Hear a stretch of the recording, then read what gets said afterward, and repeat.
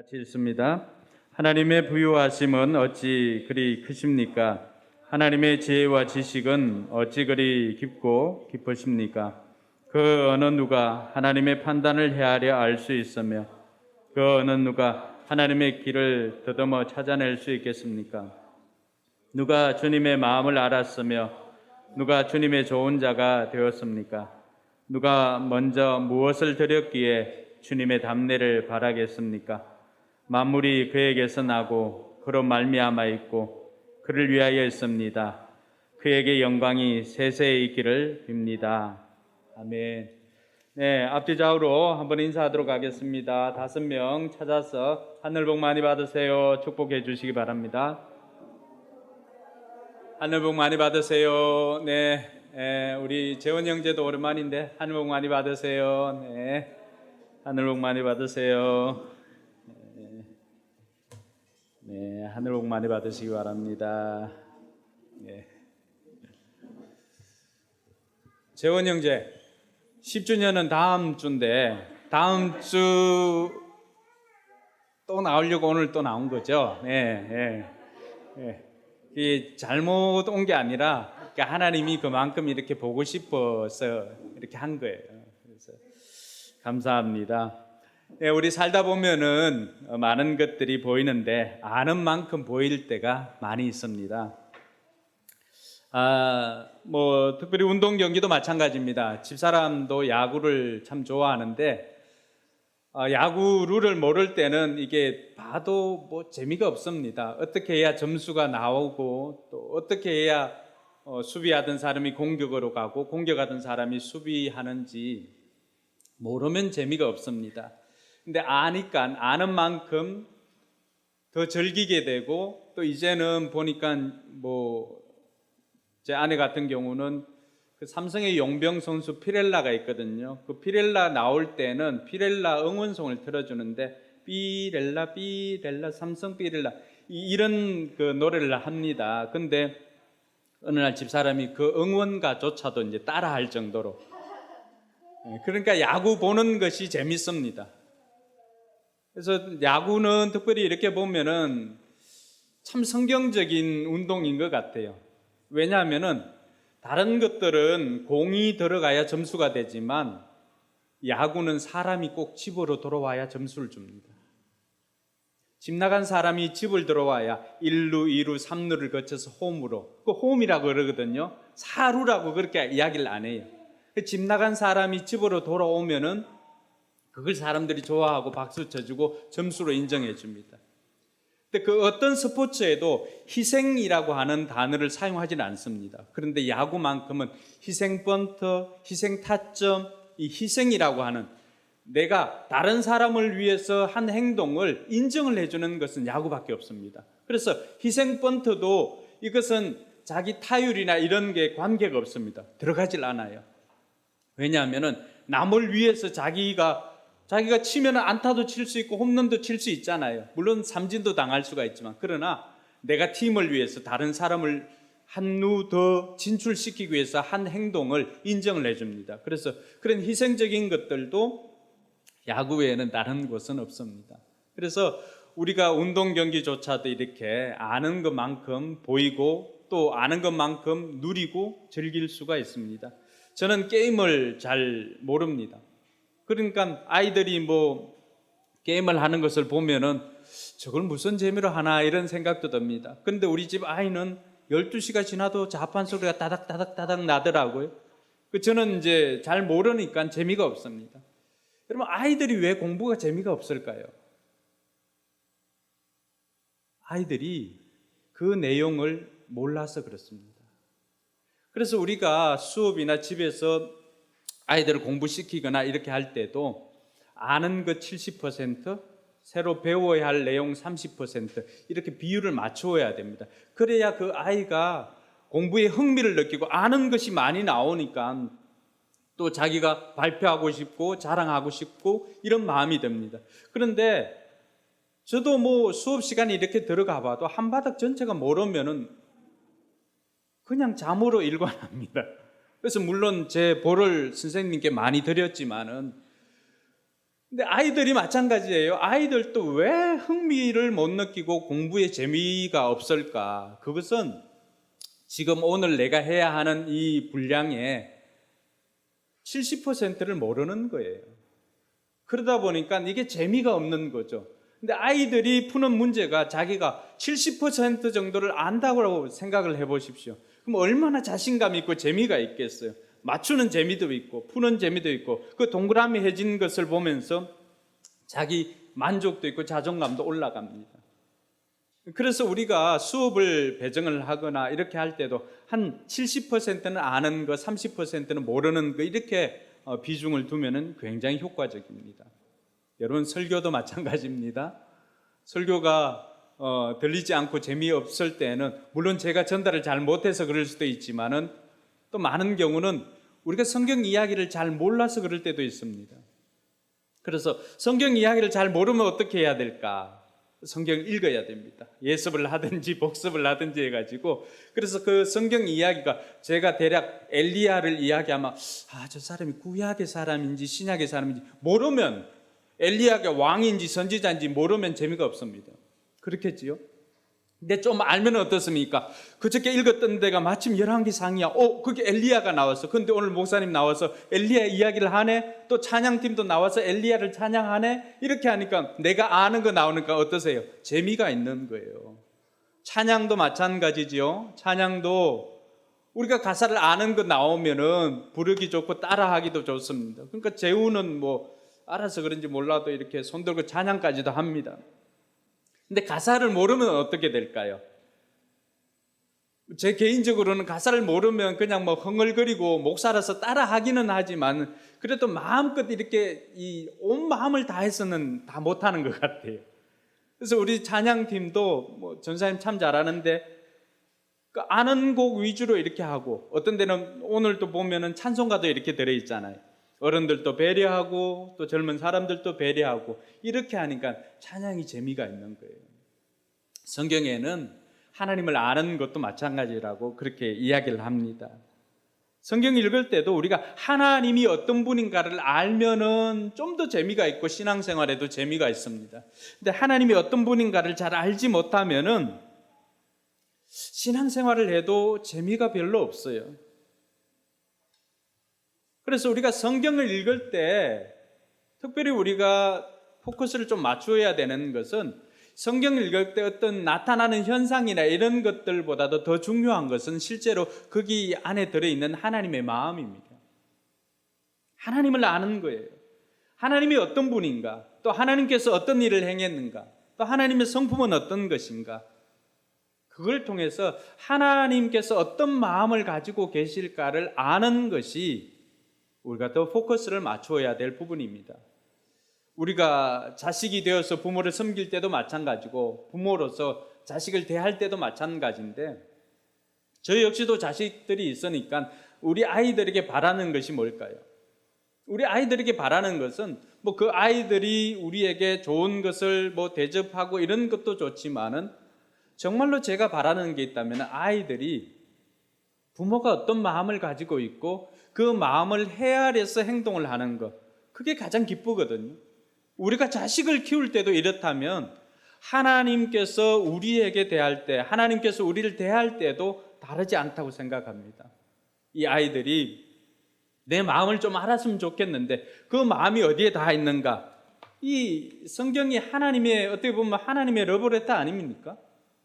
여기 하나님께서 나에 대해서 어떻게 생각하고 있고 하나님께서 나를 어떻게 생각하는지 여기 다 있습니다.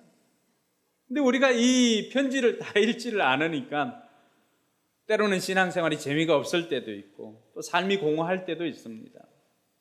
그럴 때마다 저는 하나님께서 자신의 마음을 보여주신 이 성경을 통해서 위로받는 저와 여러분들이 되기를 주님의 이름으로 축원합니다. 우리가 하나님을 아는 것이 왜 중요한가? 호세아 선지자는 좀 더 강력하게 이야기를 합니다. 호세아 4장 3절에 보니까 그러니야 4장 6절에 보니까 내 백성이 나를 알지 못하여 망한다라고 이야기를 했습니다. 여러분, 하나님의 백성이 망하는 이유는 뭘까요? 그것은 다른 것이 아니라 하나님에 대해서 알지를 못하니까 하나님이 어떤 마음을 가지고 계시고 하나님께서 어떤 일을 행했는지 알지를 못하니까 하나님의 뜻보다는 자기의 자기 뜻대로 살아가기 때문에 그 백성들이 망할 수밖에 없다라고 호세아가 가르쳐주고 있는 것입니다. 그러니까 아는 만큼 누릴 수가 있는데 하나님에 대해서 알지 못하니까 하나님에 대해서 누리지를 못하는 거예요. 그저께 어제였군요. 이 길곡교회 전도사님 가정을 이제 줌으로 이렇게 하다가 그 전에 지역 모임 할 때 줌으로 모여서 이렇게 하다가 좀 더 위로가 필요할 것 같다라고 생각되어서 어제는 오라고 그래가지고 가족들 오라 그래가지고 같이 이제 밥을 먹게 되었습니다. 근데 저 역시도 개척 처음 할 때 느꼈던 것은 조급함이었거든요. 근데 전도사님도 이 조급한 마음이 있어요. 그리고 뭘 해야만 좀 이 안정이 되고 안심이 되고 좀 뭘 하지 않는 날은 굉장히 죄책감이 들고 이렇더라고 하는 거예요. 근데 제가 그보다는 몇 년을 더 했잖아요. 10년 정도 이렇게 해보니까 왜 이런 현상이 생기는가를 좀 알게 되는 것은 경험을 통해서 하나님에 대해서 충분히 다 알지를 못하니까 그 하나님에 대해서 누리지를 못하는 거예요. 제가 짧지만 이렇게 목회를 해보면서 경험하는 것은 하나님께서 우리가 어떤 것을 못한다고 해서 그렇게 책망하시는 분은 아니라고 하는 거예요. 그걸 어디에서 느꼈는가? 자식을 키우면서 알죠. 여러분, 자식이 꼭 수학 100점, 국어 100점, 영어 100점 맞아야만 자식입니까? 그렇지 않잖아요. 근데 우리가 하는 행동들은 하나님 앞에서는 마치 우리가 100점을 맞아야 되고 이것도 하고 저것도 하고 이것도 하고 다 해야만 하나님께서 만족하실 것이라고 생각하고 늘 하나님은 두려운 하나님으로 생각하는데 제가 자식을 키워보고 또 전도사님이 로운이 보고 아란 사모가 로운이 보는 거 보니까 안 그렇더라고요. 그 아이가 내 곁에 있는 것만 해도 얼마나 감사한지요. 얼마나 행복한지요. 많은 사람들이 자꾸만 투두 뭘 해야만 하나님께서 나를 자녀로 인정해주고 이렇게 생각하는데 아니에요. 투비 늘 이 존재론적인 거를 이것을 모르니까 자꾸만 내가 인정받으려고만 이렇게 하다 보니까 오버액션이 나오고 조급함이 나오더라고 하는 거죠. 여러분 자식들을 보면서 집으로 돌아올 때 그 아이에게 어떻게 합니까? 오늘은 네가 보기에 한 90점 정도 맞았으니까 오늘 집에 들어올 수 없을 것 같다. 이렇게 하면 얼마나 서글프겠어요. 그리고 우리가 이 땅에서 하나님의 집으로 갈 때, 홈으로 갈 때 이제 점수가 나야 되는데 우리가 하나님의 집 홈으로 가는데 그 앞에서 베드로가 딱 맞고 잠시 검문이 있겠습니다 하고는 하나님께서 100점을 원했는데 이 땅에 사는 거 보니까 한 30점 정도밖에 되지 않더라. 30점으로는 도저히 들어갈 수 없다라고 하면은 우리가 얼마나 억장이 무너지겠어요. 그러니까 우리가 천국 가는 거는 우리가 착각하지 말아야 되는 건 이 땅에서 뭘 많이 해서 잘해서 하나님 마음을 흡족하게 해서 가는 게 절대 아닙니다. 그래서 갈 사람이 몇 사람이 있겠어요. 여러분들이 아침에 집을 나갔다가 집으로 들어갈 때 얼마나 부모의 마음을 흡족하게 해서 여러분 마음 편하게 집에 들어갈 수 있는 사람이 과연 몇 사람이나 있겠어요. 그것 때문에 집으로 갈 수 있는 게 아니에요. 집으로 들어가는 이유는 뭐지요? 자녀이기 때문에. 하나님의 집도 마찬가지잖아요.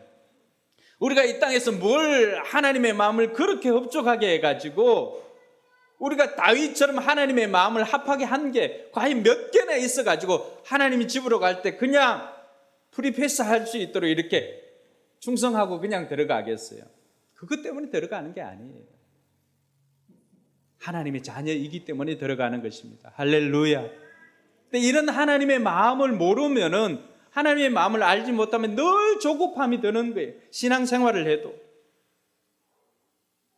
지난주에 말씀을 보면 마지막 10장 마지막 절에 뭐라고 되어 있었어요? 하나님께서 이스라엘 백성들을 보면서 손을 벌리고 있다라고 했어요. 또한 이사야는 하나님께서 이스라엘을 보고 복종하지 않고 거역하는 백성에게 나는 온종일 내 손을 내밀었다 하신 말씀을 선포하였습니다. 이게 뭐예요? 이스라엘 백성들이 복종하지 않고 있음에도 불구하고 하나님은 어떻게 하셨다는 거예요? 돌아오기만을 손을 내밀어서 이렇게 손을 뻗어가지고 오기만을 기다렸다라고 하는 거예요. 지난주 설교에 이 장면이 어디에 오버랩된, 신약 성경에 오버랩된 곳이 어디라고 했어요? 탕자의 비유. 집을 나간 아들을 찾기 위해서 늘 나가서 그 기다리시는 하나님, 그 기다리시는 하나님은 손을 뻗고 기다리시는 하나님인데 포기하지 않는 하나님이십니다. 기다리시는 하나님이시지만 그 하나님 마음에는 어떤 마음이 드는 거예요? 여러분, 누가복음 15장은 잃어버린 것에 관한 이야기들이 기록되어 있잖아요. 거기에 제 마음을 잡았던 것은 잃었던 것을 다시 찾아서 잔치한 것, 이것보다도 더 제 마음을 사로잡았던 건 다른 거 아니에요. 잃어버린 것을 찾을 때까지 찾으시는 주인의 마음이에요. 그게 아버지의 마음이죠. 그게 하나님의 마음이죠. 그러니까 하나님께서는 잃어버린 영혼들을 향하여서 포기하지 않고 끝까지 찾아내시고 그 영혼들이 돌아오기를 기다리시는 하나님이시지만 그 마음 한켠에 있는 그 하나님의 마음은 포기하지 않는 하나님이십니다. 할렐루야. 오늘 설교 제목이 나온 부분이 바로 이것 때문이죠. 포기하지 않는 하나님. 그래서 호세아가 아까 그렇게 강력하게 이야기하고는 우리에게 요청을 하는 것은 우리가 주님을 알자, 애써 주님을 알자, 힘써 주님을 알자라고 하면서 호세아 6장 3절에 그렇게 말하고 있는 것입니다. 포기하지 않는 하나님. 그래서 바울이 오늘 1절에 보면 그 질문을 합니다. 하나님은 자기 백성을 버렸는가? 그렇지 않다. 그렇지 않다. 하나님은 절대 그럴 분이 아니다 라고 하면서 자기 경험을 이야기해 주는 겁니다. 하나님께서 자기 백성을 버렸는가? 유대인들을 보면은 유대인들은 처음에 하나님의 택한 백성들이었잖아요. 근데 9장, 10장, 11장을 바울이 로마서에서 로마에 있는 성도들에게 편지하면서 왜 이 부분을 안 넣어도 되는 부분이지만 계속해서 넣어서 이야기하는 이유가 뭘까요? 그래서 유대인들이 구원에 대해서 이야기를 하는데 많은 사람들이 유대인들이 하나님을 받아들이지 못하고 불순종하고 있으니까 하나님께서 자기 백성을 버렸는가 라고 하는 생각을 하더라고 하는 거죠. 바울이 그 생각을 읽고 자기가 그 생각을 이야기해 줍니다. 하나님께서 자기 백성을 버렸는가? 이것은 사람들이 질문이죠. 그때 바울의 대답은 뭡니까? 아니다. 하나님은 절대 그럴 분이 아니다. 동의하십니까? 그래서 바울이 사람들이 믿을 수 있도록 자기가 그 주장에 대해서 논증을 합니다. 세 가지를 가지고 논증을 하는데 첫 번째는 자기 자신이에요. 하나님께서 유대인을 버렸는가? 아니다. 나도 이스라엘 사람이다. 나도 아브라함의 후손이고 나도 베냐민 지파다. 이 말은 뭐예요? 나도 유대인이다 라고 하는 거죠. 하나님께서 유대인을 버리지 않았다. 나를 보면 알 수 있지 않느냐. 내가 유대인이다. 나도 심하게 예수를 핍박했지만은 나도 이제는 유대인이지만 이렇게 하나님의 복음을 증거하는 삶을 살아가고 있다라고 하는 것을 말하면서 자신의 삶을 통해서 증거하고 있습니다. 두 번째는요, 구약의 엘리야입니다. 여러분, 엘리야 시대에는 아합이나 이런 이스라엘 왕으로 인하여서 정말로 그 생각들이 굉장히 악할 때였습니다. 그러니까 하나님을 제대로 섬기는 사람들이 많지 않을 때예요. 그 엘리야가 하나님 앞에 나와서 그런 고백을 합니다. 하나님, 나밖에 없습니다. 나밖에. 나 혼자만 제대로 신앙생활하고 나 혼자만 하나님 앞에 남았습니다. 바르게 무릎 꿇지 않은 사람이 나 혼자밖에 없습니다 라고 그렇게 고백을 합니다. 실제로 주위를 둘러봐도 다 우상을 숭배하고 바알과 아세라를 따르고 이렇게 하니까 그럴 만도 하지요. 그때 하나님께서 이 엘리야에게 이야기를 합니다. 엘리야에 그렇지 않다. 네가 알지 못하겠지만은 내가 이스라엘에 남은 자를 남겨두었다. 그 사람들은 바알에게 무릎 꿇지 않은 자를 남겨두었는데 그 수가 얼마예요? 7천이에요. 7천. 여러분, 하나님께서는 다 아시지만 하나님께서 7천이라고 이야기할 때는 7이라고 하는 완전수와 또 천이라고 하는 완전수가 다 합치니까 어떻게 되는 거예요? 하나님께서 온전한 수를 남겨두었다는 것입니다. 할렐루야. 지금 이 땅을 보면은, 둘러보면은 어느 것 하나 교회가 손가락질 당하고 있지만, 그러나 하나님께서는 여전히 하나님을 신실하게 섬기는 사람들을 남겨둠으로 말미암아 하나님 나라를 계속해서 확장해가는 것을 믿으시기 바랍니다. 저 북한은 어떨까요? 북한도 마찬가지일 겁니다. 거기에 지하에서 신앙생활 하는 분들이 있을 거예요. 그 마음에 하나님 저밖에 없습니다. 저밖에. 그때 하나님께서 엘리야에게 들려주었던 그 음성을 그들에게도 들려주실 것 같아요. 아니다. 이 땅에도 아직도 저 우상의 독재에 무릎 꿇지 않은 자들이 여전히 남아있노라 라고 하면서 하나님께서 가르쳐 주십니다. 하나님께서는 이 땅에서 하나님의 백성들이 진멸당하는 것을 원치 않았던 것이죠. 여러분, 노아 홍수 때도 누구를 남겨두었습니까? 노아 가족만은 남겨두었습니다. 그리고 그들에게 생육하고 번성하고 땅에 충만하라고 하였습니다. 복음이 확산되지 않고 있는 이 시점에도 하나님께서 우리를 통해서 원하는 게 뭘까요?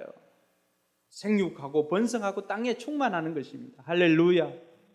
하나님께서는 지금도 여전히 내가 택한 백성들을 포기하지 않고 있다라고 하는 것을 그 캄캄한 엘리야 시대에도 남겨둔 7천 완전수를 통해서 하나님께서 증거해 주셨다면, 오늘 5절에 있는 말씀처럼 은혜로 남아있는 자들이 지금도 여전히 있다라고 하는 것입니다. 오늘 5절 보면 이렇습니다. 이와 같이, 엘리야의 시대와 같이죠. 같이 한번 읽어볼까요? 이와 같이 지금 이 시기에도 은혜로 택하심을 입은 사람들이 남아있습니다. 할렐루야. 바울은 이 새 증거를 통해서 하나님께서는 여전히 포기하지 않고 계시고 하나님께서는 찾을 때까지 찾고 계시는 하나님이십니다 라고 하는 것을 로마에 있는 성도들에게 가르쳐주고 있습니다.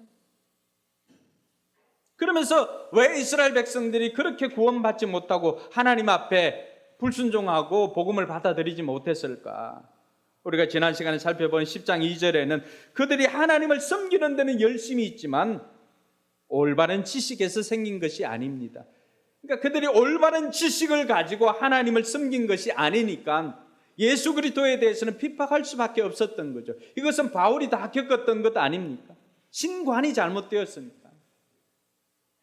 그러니까 예수님에 대해서는 어떻게 생각합니까? 하나님에 대해서 그렇게 열심을 내지만 정작 예수님이 하나님의 아들인 것을 인정하지를 못하는 거죠. 그렇던 바울조차도 다마스커스로 가는 그 길에서 부활하신 예수님을 딱 만나니까 진짜네. 진짜네. 예수쟁이들이 이야기했던 것이 진짜네 라고 하는 것을 그 자리에서 깨닫고 바울 인생에 사울에서 바울로 바뀌어지는 BC와 AD로 Before Christ, Anno Domini, 예수님 오시기 전과 예수님 만나기 이전과 자기 인생의 BC와 AD로 구분되어지는 것입니다. 그 다메섹 도상이죠. 유대인들이 하나님에 대해서, 하나님에 대한 지식에 대해서 알지 못하니까 그들 역시도 이 구원을 받을 수가 없었던 것이죠.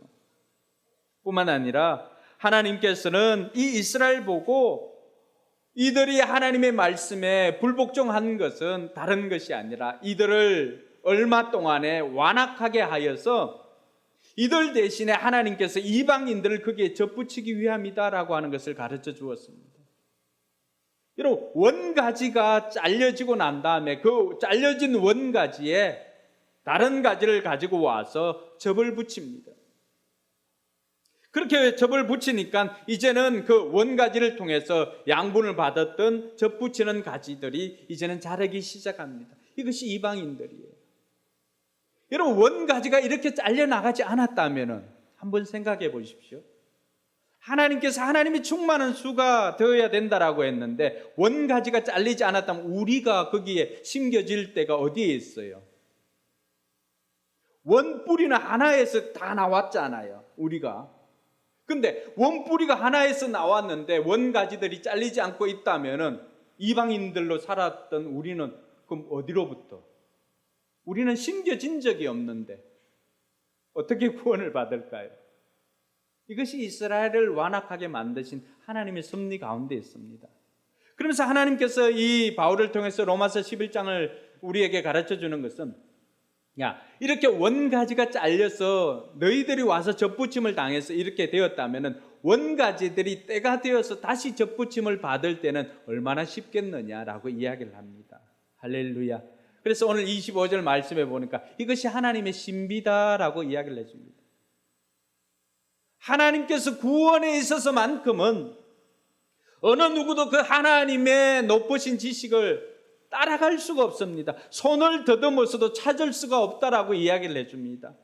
우리가 이런 하나님의 섭리를 어떻게 다 알 수가 있겠습니까? 그런데 오늘 이 말씀을 통해서 하나님의 큰 그림을 알 수가 있으니까, 이해를 하니까 우리도 어떻게 됩니까? 포기하지 않으니까 우리도 기다리면서, 하나님의 때를 기다리면서 포기하지 않고 영혼 구원에 몰두할 수가 있는 것입니다. 할렐루야. 그러면서 이렇게 구원받은 이방인들에 대해서는 하나님께서 뭐라고 말합니까? 야, 너희들 교만하지 마. 왜 그럴까요? 내가 원가지도 이렇게 아끼지 않고 잘랐다고 한다면은 너희는 오죽하겠니? 그렇게 이야기를 합니다. 오늘 하나님께서 구원받은 저와 여러분들을 향해서 해주시는 말씀은 우리가 겸손하라고 하는 거예요. 우리가 그 뿌리를 통해서 양분을 공급받지 않았다면 어떻게 우리가 이 자리에 있을 수가 있게 되었느냐라고 하는 것을 말합니다. 그래서 그들에 대해서 비판할 것이 아니라 우리는 겸손히 하나님의 뜻을 따라서 충성하는 자들이 되라고 말씀하고 있는 것입니다. 오늘 말씀에 원가지도 아끼지 않고 그렇게 잘라내고 구원을 위해서 잘라내신 하나님이라고 한다면 우리 역시도 하나님의 뜻대로 살지 못하고 구원의 방해가 된다면 우리 역시도 여전히 잘릴 수 있는 존재라고 하는 것을 우리가 알아야 됩니다. 그래서 우리가 구원받은 것에 대해서 교만할 것이 아니라, 우리의 의를 자랑할 것이 아니라 더욱더 겸손히 하나님의 은혜로 구원받았음을 깨닫고 날마다 그 은혜에 감사하는 저와 여러분들이 되기를 주님의 이름으로 축원합니다. 그럼 오늘 하나님께서 이 구원을 위해서 이렇게 포기하지 않고 계시다면 저와 여러분들은 어떻게 살아야 될까요? 첫 번째는 지금 모습을 보고 포기하지 말아야 됩니다. 우리가 VIP들의 모습을 보면은 우리의 마음에 포기하고 싶을 때가 얼마나 많습니까? 몇 년째 이야기를 해도 달라지는 것이 없으니까 우리 마음속에 포기하고 싶은 마음이 꿀떡같지요. 그러나 그렇지가 않습니다. 제 경험으로도요, 제가 어머님과 누님 구원을 위해서 기도하였던 것이, 집사람과 이제 결혼하고 싶어서 제가 대학 2학년 때부터 신앙생활하고 그러고 난 다음에 이제 기도를 시작을 했는데, 제 어머님을 만날 때마다 제가 이제 어머님 교회 갑시다, 어머님 예수 믿어야 됩니다, 이렇게 이야기할 때마다 늘 저희 어머님이 하는 이야기가 있습니다. 아이고 야야, 나는 됐다, 니만 나가고 나는 뭐 때가 되면 나가지 뭐, 이런 이야기를 합니다. 늘 그 레파토리는 변함이 없었습니다. 몇 년이 지나고 난 다음에 어느 날 어머님이 저희 집에, 저희들이 대구에 살 때인데 저희 집에 이렇게 왔어요. 그리고는 이제 시골에 내려간다고 우리가 살고 있는 화원에서 그 동부정류장까지 차로 이제 시외버스 터미널까지 모셔다 드리는 중에 또 어김없이 엄마 교회 나가야 된다, 예수 믿어야 돼 라고 이야기를 하니까 어머님 그런 이야기를 하는 거예요. 아이고 난 뭐 고마 됐다, 난 뭐 니나 잘 나가고 뭐 집사람이나 아들이나 잘 댕기면 되지. 다 알아듣죠. 네. 그러면서 또 하시는 말, 때가 되면은 그때 나가지. 근데 그때는 하나님께 제 마음에 이렇게 뭐 불을 주셔가지고 제가, 엄마 그때 알면 나를 좀 가르쳐다오. 나도 좀 놀다가 좀 그 때가 되기 전에 나도 이제 그때 예수 믿게 때 알면 나 좀 가르쳐 달라고. 사람이 오는 것은 순서가 있어서 어른과 아이가 있지만 가는 것은 순서가 없어요. 그 때를 우리가 어찌 다 알고 그 때를 아는 것처럼 우리가 하나님처럼 말할 수가 있겠어요? 그래서 그때 그 마음을 가지고 엄마 그 때를 알면 나 좀 가르쳐 달라고 하면서 복음을 전했습니다. 그리고는 그렇게 내려갔다가 성탄 이브 때 동네 교회에서 새벽송을 이제 어머님 집에 이렇게 가서 돌았던 거죠. 그때 어머님이 뭐 새벽에 교회에서 왔다고 하니까 그 동네 인심상 뭐 줄 게 없으니까 주머니에 마침 5천 원이 있어가지고 5천 원 가지고 전도사님 드리면서 그 애들 맛있는 거 사주라고 이렇게 드리고는 했다는 이야기를 제가 전화를 들었어요. 그리고는 전도사님께 연락을 드려가지고 그 주일부터 1월 1일 첫 주부터 어머님 좀 모시고 교회를 나가달라고 이야기를 했습니다. 그때가 제가 어머님을 위해서 기도한 지 꽤 시간이 지났을 때입니다. 그러고 난 다음에 또 어머님 제대로 그 전사님이 목사로 계시다가 또 다른 뭐 외국어로 가시니까 목회자가 바뀌니까 나가지를 않는 거예요. 그러다가 어머님이 폐암에 걸려가지고 이렇게 올라오신 거예요. 와서 이제 찾게 되었지만. 그리고는 병원에 입원해 계시면서 어머님 자꾸만 내가 왜 내게 이런 병이 생겼느냐고 그 이야기만 하십니다. 그때 저는 이제 막 또 이제 은혜를 받고 신학교를 이렇게 편입을 했을 때입니다. 아이 둘 이렇게 있을 때. 그래서 어머님에게 성경을 주면서 이거 읽고 계시다가 내가 학교 갔다 오면은 모르는 거 있으면 줄 쳐놓고 나한테 물어보라. 그때 이제 현대어 성경을 이렇게 드렸던 것 같아요. 그래서 한날은 이제 나사로 죽음에 대한 나사로가 살아나는 것을 줄을 쳐놓고 이렇게 묻더라고요.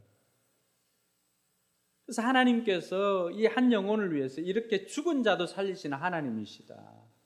엄마 이 병은 죽을 병이 아니라 하나님이 살리시기 위해서 세워놓으신 병이다 라고 하면서 어머님이 그때 하나님의 은혜를 경험을 했습니다. 그게 제가 어머님을 위해서 기도할 그 기도가 6년, 10년째였어요. 하나님은 포기하지 않으시고 다만 우리가 지쳐서 포기할 때가 있지만 하나님은 택한 백성을 결코 포기하지 않습니다. 그래서 저희 어머님이 6년 만에 기도로 돌아오셨고 우리 누나도 어머님 살려주시면 교회 나가겠다고 그 시댁은 다 803 갑바위에 가서 이렇게 빌던 사람들이 지금 다들 집사님이 되어가지고 얼마나 열심히 하고 있는지 모릅니다. 하나님께서 포기하지 않는데 영혼 구원을 위해서 우리가 먼저 포기해서는 안 됩니다. 강호동이가 어느 날 그런 강심장에 나와서 그런 이야기를 합니다. 연예인은 지칠 자격도 없고 지쳤어도 안 돼. 성대모사였습니다. 우리는 새벽 3시지만은 시청자는 지금 저녁 6시야. 지쳤어도 안 돼. 여러분 연예인도 지쳤어도 안 된다고 했는데 하나님께서 한 영혼에 대해서 포기하지 않는데 우리가 먼저 지쳐서야 되겠습니까? 때로는 힘들고 어려울 때가 있습니다. 지금 그 상황을 보면 도무지 언제 저 사람이 변화될까 생각되는 사람들도 있습니다. 그러나 하나님께서 우리가 기도할 때 하나님이 일하시면은 하나님께서는 그런 완악한 사람들조차도 바꾸는 줄 믿으시기 바랍니다.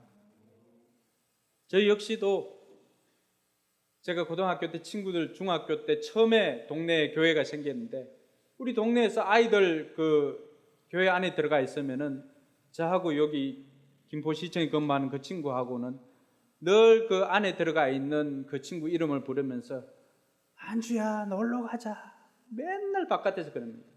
어느 날은 중학교 때 들어가서 이제 우리 동네 아이들 다 집합시켜가지고 형들이 오늘 교회 간다 라고 다 집합시켜가서 줄 맞춰서 또 교회 간 적이 있습니다.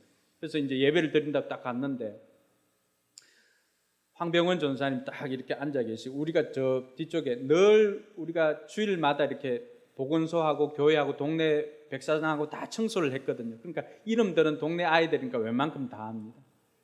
찬송가 부를 때 기도할 때 사람들 기도하고 있는데 저는 눈 떠가지고 이렇게 누가 눈 뜨고 있는 거 이렇게 막 살펴봅니다. 그 눈 마주치는 애들도 있죠. 찬양할 때 참 가슴 아픕니다. 찬송가를 이렇게 하는데 저는 뒤에서 속 흥얼거리면서 아니 놀지를 못하리라 이렇게 그렇게 합니다. 설교를 들을 때 우리 아이들은 점잖아서 저한테 질문을 잘 안 하죠. 저는 저 뒤에 앉아 있다가 전사님 왜 어떻게 사람이 자기를 기념하라고 할 수가 있어요? 그러니까 성찬상에 나를 기념하라 이게 적혀 있어요. 전사님, 어떻게 사람이 자기를 기념할 수가 있어요? 라고 당돌하게 질문을 했습니다. 전사님 당황해 하시면서도 끝까지 화내시지 않고 저 같았으면 나가 이렇게 했을 건데 끝까지 그 이야기를 설명을 해줍니다. 그러고 난 다음에 그 예배가 마치고 주기도문으로 마치고 이렇게 하는데 전사님이 어떻게 내려와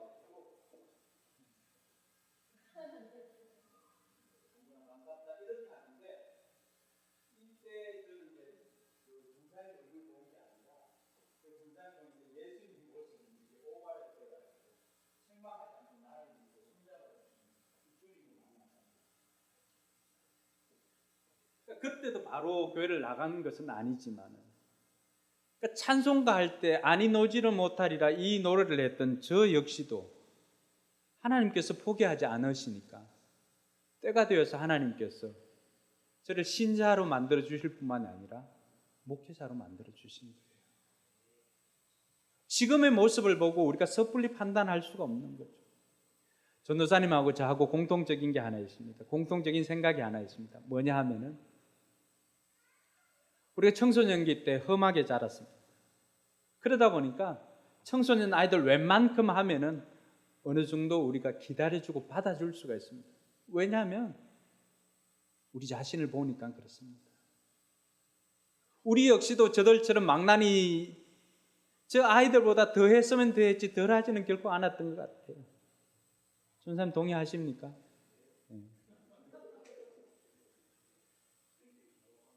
그러니까 현재의 모습을 보고 우리가 섣불리 판단하지 않을 수가 있었던 것은 하나님께서 포기하지 않고 때가 되어서 우리를 바꾸어 주신 하나님이시라고 한다면 언젠가 우리가 기도하는 이 VIP, 우리가 섬기고 있는 이 VIP들도 그게 6년인지 10년인지 그 횟수는 우리가 다 알 수는 없지만 그러나 우리가 포기하지 않고 하나님 앞에 매달리고 그들을 섬기면 때가 되면 언젠가는 그 사람을 신자로 만들어 주실 뿐만이 아니라 우리의 가장 강력한 동력자로 만들어 주신다는 것입니다.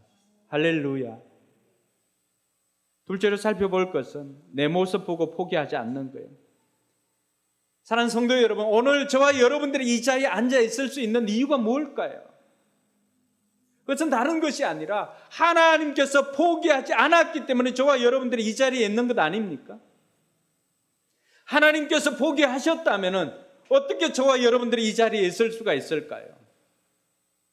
하나님께서 영혼에 대해서 포기하지 않으시고 우리를 사랑하는 그 마음에 손을 벌려서 기다려 주시고 그렇게 했기 때문에 사람을 보내어 주시고 사건을 만나게 해주시고 여러 가지 스토리들은 다 다르지만은 한 가지 분명한 것은 하나님께서 나를 구원하기 위해서 포기하지 않고 기다리셨다가 때가 되어서 저와 여러분들을 이 자리에 세워주셨다는 사실입니다. 할렐루야. 우리 몸이 증거인 것이죠. 제가 어느 날 폐암에 걸려있는 어머님께 그렇게 여쭈었습니다. 엄마, 죽는 게 두렵지 않냐? 그때는 이미 오른쪽에 폐암이 생겼다 잘랐다 왼쪽에 6년 뒤에 폐암이 생겼고 또 그걸 치료하고 이 골반 쪽에 생겼을 때입니다. 세 번째로. 근데 어머님께 물었을 때 어머님은 전혀 다른 말씀을 하십니다. 동근아, 내가 죽는 거는 이제 뭐 두렵지는 않다. 천국 가는 게 당연하니까. 근데 한 가지 두려운 거는 내가 동네 사람들 다 전도 못하는 게 그거는 하나님 앞에 가서 두려울 것 같다. 그러면서 그 어머님이 동네 분들 전도하기 시작하는데 특별히 아픈 분들에게 많이 찾아갑니다. 그들이 찾아가서 아이고 누구 아재야 예수 믿어야 된다. 예수 믿어야 천국 가고 또 병도 낫는다. 그러니까 그 사람이 아니 형수요 뭐 형수가 뭐 저래 가지고 그런 이야기 해요 하니까 아이고 아재야 안 그렇다. 내 봐라 내가 폐암 걸려 가지고 다들 뭐 6개월, 1년, 길면 1년이라고 하지만 내 지금 13년째 이렇게 살아있지 않냐. 내가 이렇게 살아있지 않냐. 내 몸이 증거라고 하는 거죠. 나를 살려주신 하나님, 나를 포기하지 않고 나를 구원하기 위해서 살려주신 그 하나님께서 나를 구원해 주신 그 증거가 내 몸의 흔적이 되어서 사람들 만날 때마다 내 몸이 증거가 아니냐. 내 나를 봐라. 하나님 살아계시지 않느냐? 하나님 나를 이렇게 살려주셨기 때문에 내가 지금도 이렇게 나가서 전하고 있지 않느냐? 그러면서 수많은 사람들을 전도했습니다. 할렐루야. 바울도 오늘 동일한 이야기를 하는 거죠. 나를 봐라. 내가 유대인이지만 하나님 포기하지 않고 나를 이렇게 변화시켜서 오늘 이방인의 사도로 이렇게 세웠지 않느냐? 나를 보면 하나님 살아계시고 나를 보면 하나님께서 포기하지 않는다는 걸 알 수 있지 않느냐라고 하면서 자신의 이야기를 합니다. 사랑하는 성도 여러분, 오늘 저와 여러분들의 있음이 하나님께서 포기하지 않는 하나님이심을 보여주는 증거입니다. 우리 자신이 바로 증거인 것이죠. 그래서 저와 여러분들이 포기하지 않고 나를 보며 하나님 살아계심을 알고 다른 사람들에 가서 우리를 만나 주셨던 그 하나님을 증거하는 저와 여러분들이 되기를 주님의 이름으로 축원합니다. 마지막으로 살펴볼 것은 하나님 믿고 포기하지 않는 거예요. 하나님께서는 포기하지 않으시는 하나님이십니다. 잃어버린 것을 찾을 때까지 찾으시는 하나님이십니다. 이 하나님께서 우리를 찾아내신 것처럼 우리의 VIP들도 하나님께서 반드시 찾아내실 것입니다. 할렐루야. 시편에는 시편 기자가 시편 94편 14절에 하나님에 대해서 이렇게 노래를 합니다. 여호와께서는 자기의 백성을 외면하지 않으시며 주님이 소유한 백성을 뭐라고 합니까? 버리지 않을 것입니다. 할렐루야. 하나님은 자기가 택한 백성을 버리지 않는 하나님이십니다. 심지어는 이사야 49장 15절에 보면은 젖먹이는 어미가 그 아이를 어떻게 버리겠습니까? 그런데 살다 보면은 정말로 미약한 경우의 수지만은 그 부모가 자녀를 버릴 때가 있습니다. 그렇지 않습니까? 그런데 이 젖먹이는 어미가 자녀를 버리는 것이 그렇게 희박하고 버리지 않을 것처럼 해도 때로는 버릴 경우도 있지만, 그러나 하나님은 그 경우의 수마저도 넘어서고 하나님은 결코 버리지 않는다고 말씀해 주십니다. 그 말씀을 읽어드리겠습니다. 어머니가 어찌 제 젖먹이를 잊겠으며 제 태에서 낳은 아들을 어찌 긍휼히 여기지 않겠느냐. 비록 어머니가 자식을 잊는다 하여도 나는 절대로 너를 잊지 않겠다. 할렐루야. 사랑하는 성도 여러분, 오늘 하나님께서 우리에게 약속합니다. 내가 너를 잊지 않겠다. 내가 너를 버리지 않겠다. 우리를 잊지 않고 버리지 않고 포기하지 않으신 하나님께서는 우리들의 VIP들도 동일하게 포기하지 않고 그들을 찾아내시고 끝까지 구원하여서 하나님의 자녀가 되어서 하나님의 집으로 돌아올 때 반가이 맞아주시는 줄 믿으시기 바랍니다. 이 하나님을 아신다면은 오늘 저와 여러분들이 이 땅을 살아갈 때 우리 역시도 포기하지 않고 끝까지 달려갈 수가 있습니다. 사랑하는 성도 여러분, 10주년 때 우리가 무엇으로 하나님을 기쁘시게 할까요? 그동안에 해왔던 것으로 세례받은 그 사람들의 명부로 하나님을 기쁘게 할까요? 뭘로 기쁘게 할까요? 지난 과거의 이야기로만 기뻐할 것이 아니라 지난 몇 주간을 통하여서 여러분들이 기도해왔던 또 섬겨왔던 그 VIP들을 하나님 앞에 직접 데리고 와서 올려드릴 수 있는 저와 여러분들이 되기를 바랍니다. 그 사람의 지금 상태를 보고 포기하지 마십시오. 그럼에도 불구하고 나를 구원해 주신 하나님을 믿고 끝까지 포기하지 말고 그 사람을 초청해서 주님의 잔치에 참여시킬 수 있는 저와 여러분들이 될 수 있기를 주님의 이름으로 축원합니다. 이번 한 주간 모두가 포기하지 않고 그분들을 초청할 수 있도록 힘을 낼 수 있기를 바랍니다. 옆 사람에게 그렇게 축복합시다. 포기하지 맙시다. 포기하지 맙시다.